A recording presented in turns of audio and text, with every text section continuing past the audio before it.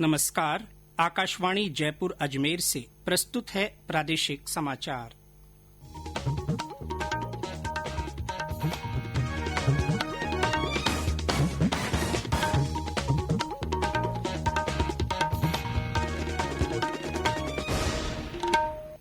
मुख्य समाचार।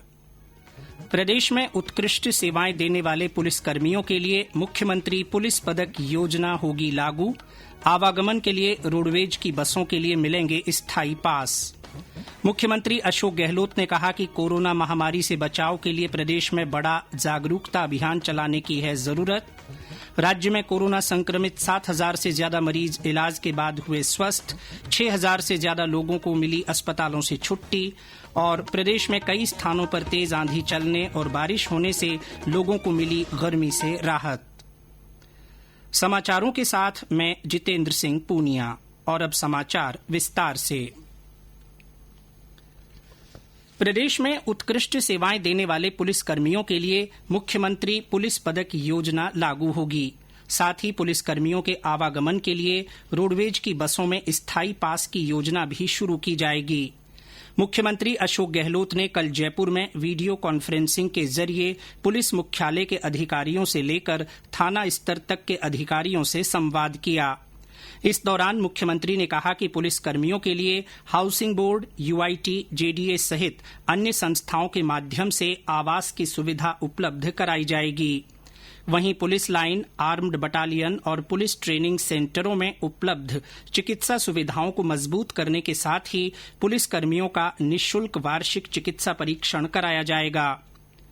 श्री गहलोत ने कहा कि कोरोना के संकट के इस दौर में पुलिस ने समर्पण भावना के साथ दायित्वों को अंजाम देकर अपनी मानवीय छवि पेश की है। उन्होंने कहा कि आगे भी राजस्थान पुलिस इसी जोश और जज्बे के साथ अपने कर्तव्य का निर्वहन करे। श्री गहलोत ने संवाद के दौरान बीते दिनों कुछ पुलिसकर्मियों द्वारा आत्महत्या करने की घटनाओं को दुखद बताते हुए चिंता जताई। उन्होंने कहा कि पुलिस महानिदेशक से लेकर थाना प्रभारी स्तर तक के अधिकारियों की जिम्मेदारी है कि वे अपने अधीनस्थ कार्मिकों की समस्याओं को समझें और उन्हें दूर करने के लिए भावनात्मक संरक्षण दें। ड्यूटी या अन्य किसी कारण से कोई पुलिसकर्मी अवसाद की स्थिति में है तो उसकी मनोस्थिति समझकर आवश्यकता अनुसार मनोवैज्ञानिक काउंसलिंग करवाएं। मुख्यमंत्री ने कहा कि सरकार पुलिस के मनोबल और सम्मान को ऊंचा रखने में कोई कसर नहीं रखेगी। मुख्यमंत्री अशोक गहलोत ने कहा है कि कोरोना महामारी से बचाव के लिए प्रदेश में बड़ा जागरूकता अभियान चलाने की जरूरत है। इस काम में सिविल सोसाइटी और स्वयंसेवी संगठन सरकार के महत्वपूर्ण सहयोगी की भूमिका निभा सकते हैं। श्री गहलोत ने कल जयपुर में मुख्यमंत्री निवास से वीडियो कॉन्फ्रेंसिंग के जरिए सिविल सोसाइटी के प्रतिनिधियों के साथ बातचीत की। मुख्यमंत्री ने कहा कि कोरोना का खतरा अभी टला नहीं है। इस महामारी के संक्रमण से बचाव के लिए मास्क लगाने, सोशल डिस्टेंसिंग बनाए रखने और भीड़भाड़ से दूर रहने के हेल्थ प्रोटोकॉल की सख्ती से पालना हम सबके लिए जरूरी है। राज्य में कोरोना संक्रमित आधे से ज्यादा मरीज ठीक हो चुके हैं। स्वास्थ्य विभाग के अतिरिक्त मुख्य सचिव रोहित कुमार सिंह ने बताया कि प्रदेश में अब तक 7,359 मरीज स्वस्थ हो चुके हैं। वहीं 6,818 लोगों को उपचार के बाद अस्पतालों से छुट्टी दे दी गई है। श्री सिंह ने बताया कि कल प्रदेश भर में 222 और नए मामले सामने आए हैं। इनमें सबसे अधिक 51 मामले जोधपुर में मिले हैं। इसके अलावा भरतपुर में 42, झालावाड़ में 24, पाली में 19, सीकर में 17, जयपुर में 16, राजसमंद में 12, सिरोही में 10, नागौर में 9, झुंझुनू में 8, बारां में 4, कोटा में 2 और सवाईमाधोपुर में 1 संक्रमित मिला है। वहीं 3 दूसरे राज्यों के लोगों में भी इस वायरस की पुष्टि हुई है। इसके साथ ही अब तक राज्य भर में कोरोना संक्रमित मरीजों की संख्या 10,084 हो गई है। उन्होंने बताया कि इस बीमारी से अब तक प्रदेश में 218 लोगों की मृत्यु हो गई है। सिविल सेवा परीक्षा 2019 के बकाया उम्मीदवारों की व्यक्तित्व परीक्षा 20 जुलाई से शुरू होगी। संघ लोक सेवा आयोग यूपीएससी ने कल एक विशेष बैठक की जिसमें कोविड-19 की वजह से उत्पन्न स्थिति की समीक्षा की गई।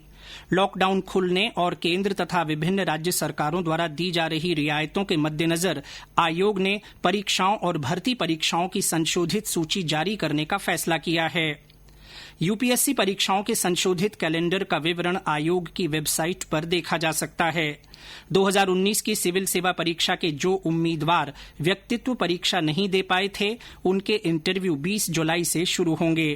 प्रत्येक उम्मीदवार को इसके लिए अलग से सूचित किया जाएगा।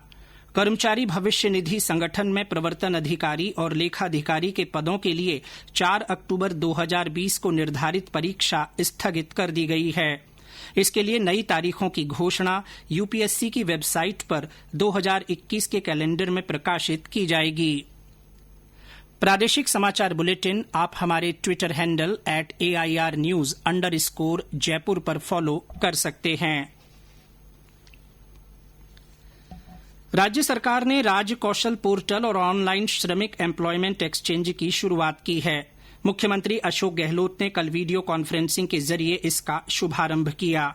इस पहल से लॉकडाउन के बाद आजीविका छूट जाने की परेशानी झेल रहे मजदूरों को आसानी से रोजगार मिल सकेगा और उद्योगों को भी सुगमता से श्रमिक उपलब्ध हो सकेंगे।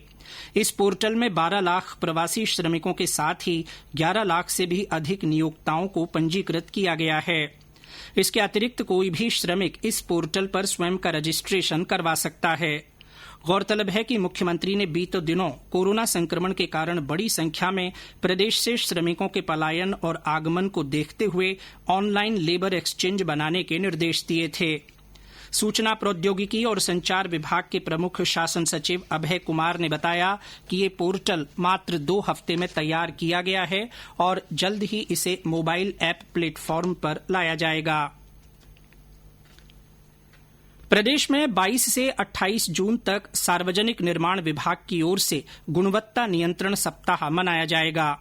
उप मुख्यमंत्री सचिन पायलट ने बताया कि इस सप्ताह में विभाग के निर्माण कार्यों में प्रभावी गुणवत्ता नियंत्रण सुनिश्चित करने के लिए विभिन्न गतिविधियां आयोजित होंगी।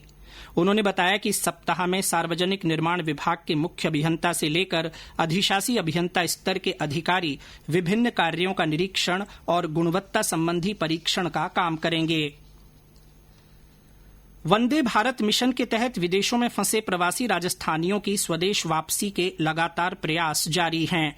इसके तहत कल 451 प्रवासी राजस्थानी दूसरे देशों से दिल्ली एयरपोर्ट पहुंचे। राजस्थान फाउंडेशन के आयुक्त धीरज श्रीवास्तव ने बताया कि प्रवासी राजस्थानियों के चिकित्सा और सुरक्षा प्रोटोकॉल को ध्यान में रखते हुए उनके लिए केंद्र सरकार के निर्देशानुसार सभी व्यवस्थाएं सुनिश्चित की गई हैं। प्रदेश में कल कई स्थानों पर तेज आंधी के साथ बारिश हुई। बाड़मेर जिले के गुढ़ामलानी, धोरीमन्ना और सिणधरी समेत कई गांवों में तेज आंधी के बाद बारिश हुई। बाड़मेर शहर में 17 मिलीमीटर बारिश रिकॉर्ड की गई। जिले में बारिश के बाद किसानों ने खरीफ की बुवाई शुरू कर दी है। करौली में देर रात हल्की बूंदाबांदी होने से तापमान में गिरावट दर्ज की गई। मौसम विभाग से मिली जानकारी के अनुसार राज्य के आसपास बने परिसंचरण तंत्र के कारण अगले 2 दिन तक विभिन्न स्थानों पर मेघ गर्जन के साथ आंधी और बारिश का दौर जारी रहने की संभावना है। राज्य सरकार ने शिक्षकों की कोविड-19 के संबंध में जारी राजकीय निर्देशों के अतिरिक्त अन्य गैर शैक्षिक कार्यों में ड्यूटी नहीं लगाए जाने के आदेश जारी किए हैं। शिक्षा मंत्री गोविंद सिंह डोटासरा की पहल पर मुख्य सचिव डीबी गुप्ता द्वारा इस संबंध में आदेश जारी किए गए हैं। गौरतलब है कि शिक्षा मंत्री के समक्ष प्रदेश में कुछ स्थानों पर शिक्षकों की गैर शैक्षिक कार्यों में ड्यूटी लगाए जाने के प्रकरण ध्यान में लाए गए थे। और अंत में मुख्य समाचार एक बार फिर। प्रदेश में उत्कृष्ट सेवाएं देने वाले पुलिस कर्मियों के लिए मुख्यमंत्री पुलिस पदक योजना लागू की जाएगी। आवागमन के लिए रोडवेज की बसों में स्थायी पास मिलेंगे। मुख्यमंत्री अशोक गहलोत ने कहा है कि कोरोना महामारी से बचाव के लिए प्रदेश में बड़ा जागरूकता अभियान चलाने की जरूरत है। राज्य में कोरोना संक्रमित 7,000 से ज्यादा मरीज इलाज के बाद स्वस्थ हो चुके हैं। 6,000 से ज्यादा लोगों को अस्पतालों से छुट्टी मिल गई है। और प्रदेश में कई स्थानों पर तेज आंधी चलने और बारिश होने से लोगों को गर्मी से राहत मिली है। इसी के साथ प्रादेशिक समाचार बुलेटिन समाप्त हुआ।